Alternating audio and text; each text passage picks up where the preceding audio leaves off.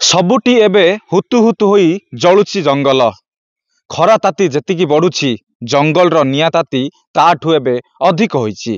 परिवेश पूरा धुआमय हो जाइची, आखि जलापड़ा करुची, ता सहित निश्वास प्रश्वास नेबारे मध्य कष्ट होउची। वर्तमान सारा जिल्ला रे वर्तमान जंगल निया एबे लोकंकु कलबल करि पकाउची। आमे वर्तमान रहिचु दक्षिण घुमसर वनखंड अधीन रे थिबा सोरडा वनांचलर गाजलबाड़ी बीट एवं रामनाबाड़ी बीट रे एवं जोठी देखिबे चारियाडे जंगल परिपूर्ण होई रहिची, किंतु निया सबुठी लागिची। ये होची सेही दृश्य देखंतु को भली भाबरे जंगल निया पूरा पूरा पोड़ी जली पोड़ी छारखार हो जाइछि एवं ता सहित सबुआडे धुआमय हो जाइछि।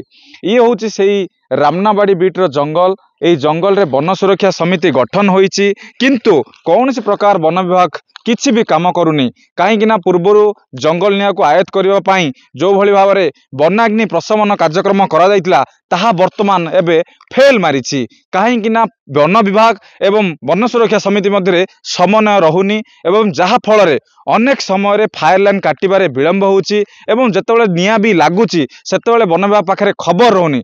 जहार खबर न रहिबा जोगो ही एई भली अवस्था देखंतु को भली एते विराट का जंगल चारियाडे धुआमय होईची एवं चारियाडे जली पोड़ी पाउस हो जाइछि। वर्तमान पहाड़ उपरे निया लागिछि, किंतु आमे से जगह को जिबा संभव होई परुनी। काहेकि ना वर्तमान एठारु ही गरम अधिक हलानी। ये होची घंच जंगल जोठी ठंडा लागिबा कथा, जो अंचल ठंडा रहिबा कथा सेही अंचल रे निया लागिछि, किंतु वनखंड अधिकारी कौनसी प्रकार दृष्टि दौनाहांती कि किंबा कौनसी प्रकार वनांचल अधिकारी को गाइड करूनाहांती, जहा फल रे ए सब स्थिति एबे उपजिछि।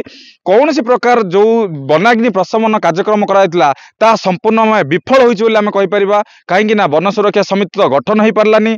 जदि भी गठन होइछि जोठी जोठी सेति पर्याप्त परिमाण सेमान पाखरे लोक संख्या मध्य नाहांती, जहा को नै एते विराट का जंगल रे निया लिभाइबा वन विभाग पक्षरे संभव होई पारिनी। तेबे देखिबा ए अंचल आपण जदि आसीबे बुलिबा पई जो स्थानीय लोके जेतेबेले सोरडारू दारिंगबाड़ी रास्ता रे जांती, रास्तार दुई उभय पार्श्व रे देखिबे चारियाडे जंगल जली पोड़ी नष्ट होईछि। वर्तमान समय रे सबुटी निया लागिछि आ सबुटी धुआमय मध्य होईछि। जिबा आसीबारे बहुत कष्ट मध्य होउछि।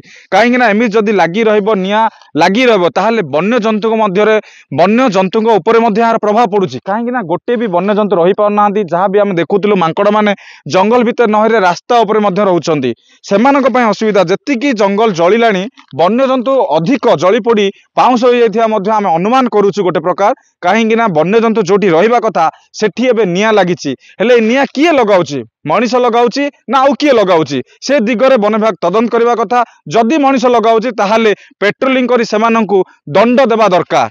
जो भली भाबरे निया लागुछि जंगल को नष्ट करूछंती, जो माने जंगल नष्ट करिबारे अछंती, जो माने भी जंगल नष्ट करिबा पई इच्छा करूछंती बा जानि सुनि निया लगाउछंती, सेमान विरोध रे कड़ारु कड़ा कार्यानुष्ठान नबा पई स्थानीय अंचल रे दाबी होईछि।